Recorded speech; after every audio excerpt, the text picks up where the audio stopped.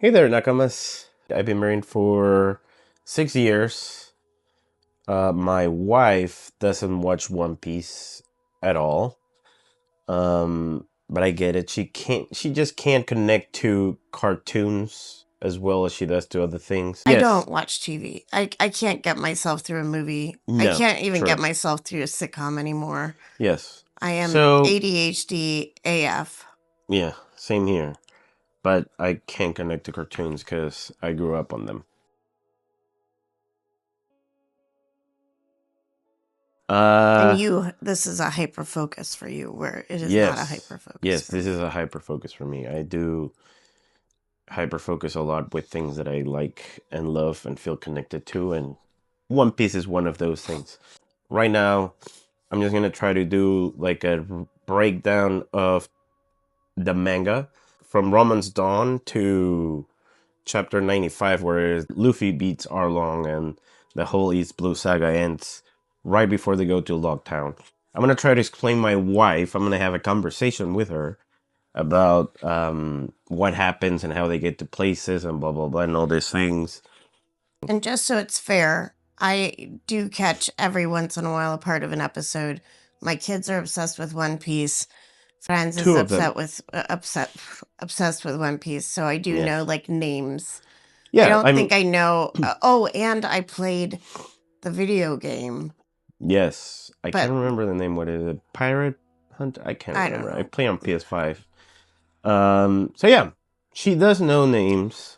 She knows the gist of what's happening, and I understand the that underlying Luffy evolves. things. I understand. Yes, Luffy evolves, and like it's just like the general gist of what One Piece is. But I feel like I can explain better when I'm explaining to her instead of just explaining to the camera. So I thought this would be a nice way of giving me a space where I don't have to be scripted, which I really appreciate. So if you're a One Piece person, tell him what he missed and what he needs to tell me. If you have a significant other that you want to understand more about this. Exactly. And you don't want to explain it to them. I mean, you could just play this. I mean, it's going to be a conversation between my wife and I. And we'll see how it comes out. This is just number one of the series. I want to make more of this. I want to keep building up on the channel and just, just getting more stuff out there. And so, yeah, if you have any ideas of what I should be doing or not, I'm up for it. So let me know in the comments. So this all starts with Luffy. Luffy's just a little guy that lives in a place that's called the East Blue.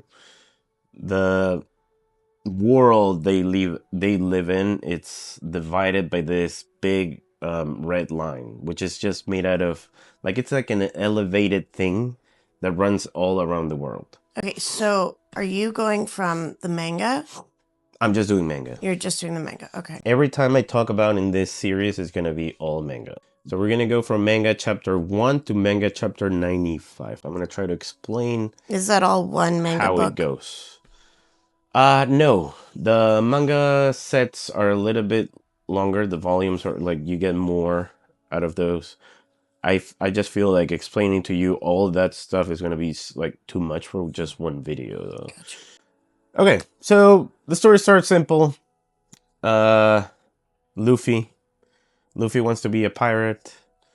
Luffy is sailing around. I was just gonna say you could go get the actual manga.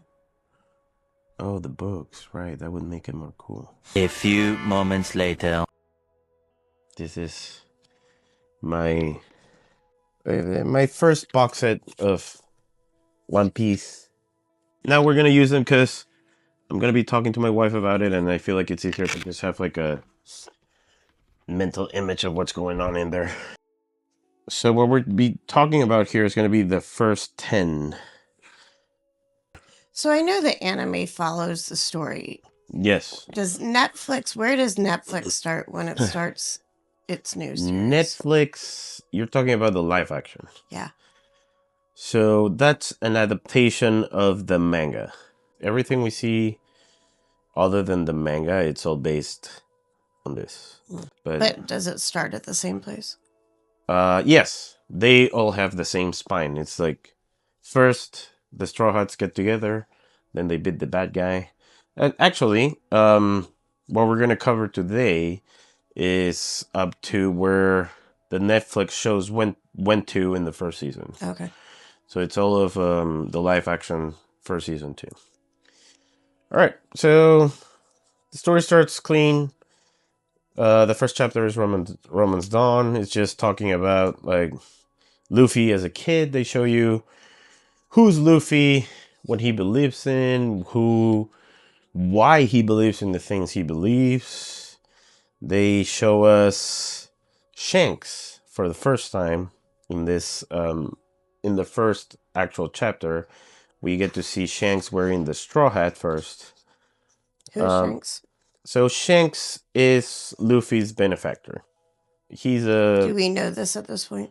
no. Like you know about this.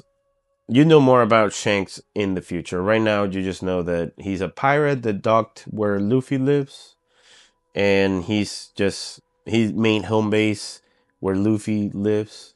I don't know how. I can't remember how old Luffy was here. I think he's like 6 or 7. Like he's a little kid. He's a little kid, and he likes pirates. He likes their attitudes and how free they are and what they do, and they do whatever they want. They go wherever they go, and blah blah blah. And he wants to be a pirate when he's a little kid, but Shanks doesn't let him because he's like, "You're a little kid. I'm not gonna take you with me. Like, get the hell out of here." So is Shanks the first pirate he met? Shanks is the first big pirate he meets. Back here, we don't know that Shanks is a big name in the Grand Line, or that he's like a. There's this system that the world uses that it's called. They called some the Emperors of the Sea. Then there's the Warlords of the Seas, and then there's the Navy, and they're all under the Navy and the Warlords are part of the world government. The Emperors of the Seas are just like the biggest pirates there are out there. We find out more about them in the future, but it's just like so you understand what level Shanks has already when he comes and visits. Right. But yeah, so it starts just real quick. It's just a rundown of Luffy meeting Shanks and how he got to get the straw hat. Shanks wore the straw hat. Luffy eats the Gomu Gomu no Mi, the fruit, the rubber fruit, because Shanks had it, and he just casually eats it one day. Well, he's talking to Shanks, and Shanks goes, "Did you just eat that fruit?" And in the future, we know that that's a very important fruit. It's not just any other fruit. But at the moment, it's just the rubber fruit, and you get rubber powers. You see Luffy stretching up. The thing is that Luffy eats the fruit.